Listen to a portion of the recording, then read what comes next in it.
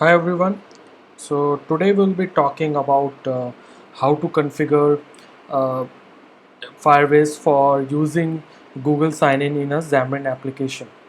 So for today we'll be mainly focusing on how to configure, how to create a project in Firebase, and then how to use it for Xamarin platform. So the Xamarin configurations and everything we'll be covering in our next lecture. For this lecture we'll be mainly focusing on the configurations on the Firebase portal. So if you go to Firebase portal, so if I can switch tab, so this is where you will land. So you can see that they have got a lot of products under Firebase. To give you a brief overview of Firebase, Firebase is a product by Google. It is a cross-platform tool, so you will find that for different functionalities you will have SDKs for different platforms. So maybe for iOS, Android, and for web for Node.js, and a lot of other platforms. If you go down, you'll see different products under this Firebase. You'll find real-time database, which is used for chatting applications and for real-time sync of data. Crashlytics for crash analytics, Google Analytics. Then you have cloud messaging, which is used for push notifications.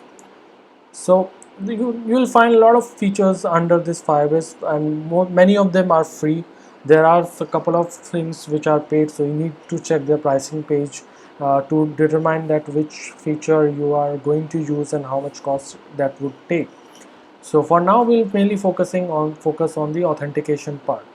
So if we directly go to how to create a project in Firebase, if you go on top, on right hand corner, you will find a link called go to console. So if you click on it,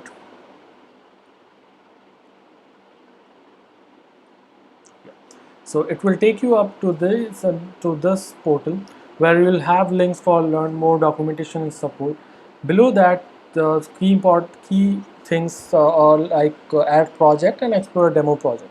So if you are just want to see how this Firebase works and what type of data it can capture and what type of configuration we need to do, so you can just explore the demo project. For this lecture, let's start doing this from scratch so that everybody can understand and how to do it and how to configure a project to be used in different platforms. So if we click on add project, so this pop-up would come which would ask for a project name. We can give a Google, so suppose we give us Xam Google sign in. So by automatically you will see that it has come up with a project ID. So you can choose to change it, but it's completely fine if you don't and you just keep it as is. For country, you can select different countries and region. For now, let's go whatever default features that Firebase is providing. Let's go with United States. So below that we'll have option of create project and cancel.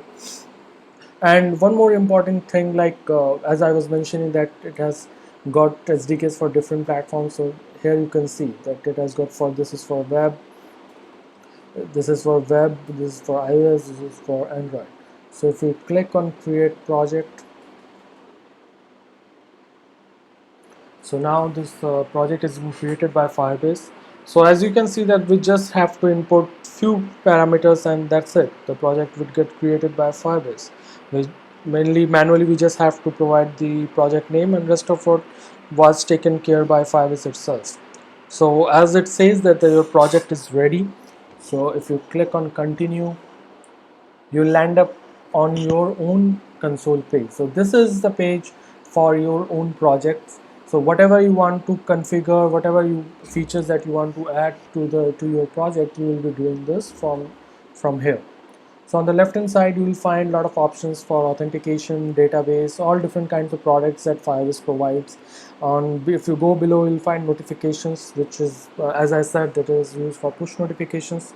If you have not used it, I would strictly suggest that try using it. It is completely free and it is a very high performance push notification. It works perfectly fine for iOS and Android, so you can try this. So for now we need to focus on the authentication part. So let's first create a project pertaining to a single platform. So on the home page, on the middle part, you will see that it has got three options. One is add Firebase to your iOS app, second is add Firebase to your Android app, and third is add Firebase to your web app. So seeing these options, you can get an idea like you need not to create different projects pertaining to different platforms. You can actually have a single project, a parent project under which you can have configurations for different platforms. So in real-time scenario, you can think of like for production, you can have a project and different for and then configuration for different platforms. And for low environments, maybe you can just have a single project.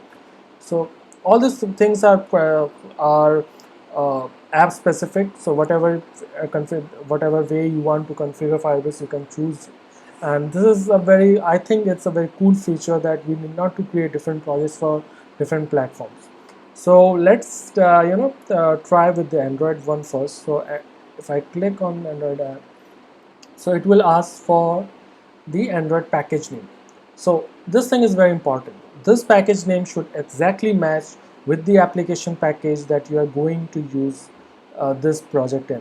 So if I go to my Xamarin project, which I have just created before, so you can see that I've already got a package name.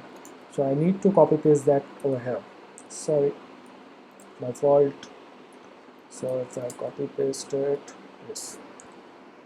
So this thing should exactly match. If the project name, or sorry, if the package name is different, then this app won't work.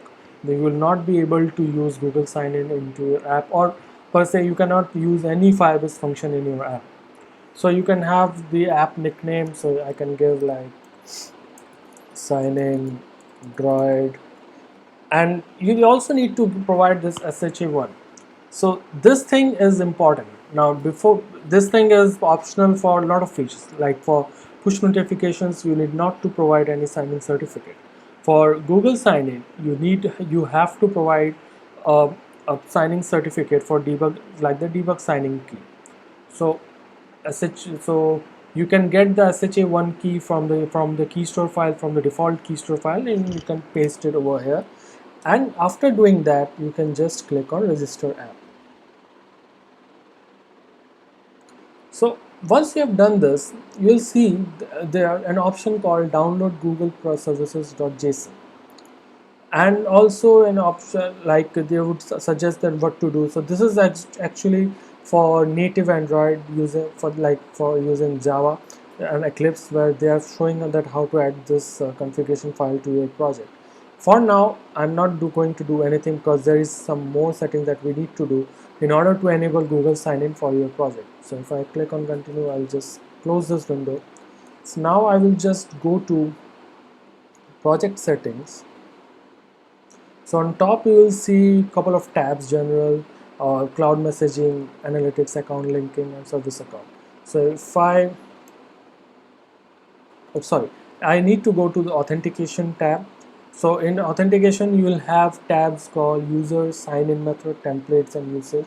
So if I go to sign-in method, you'll see a lot of options. So Firebase actually provides us login features, login capabilities with these platforms or these tools.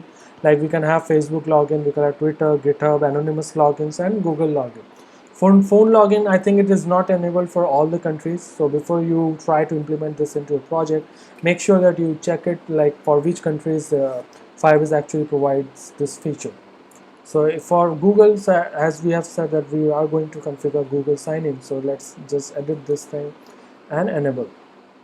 So once we have enabled this and we click on save, now this Google sign-in is enabled for your project.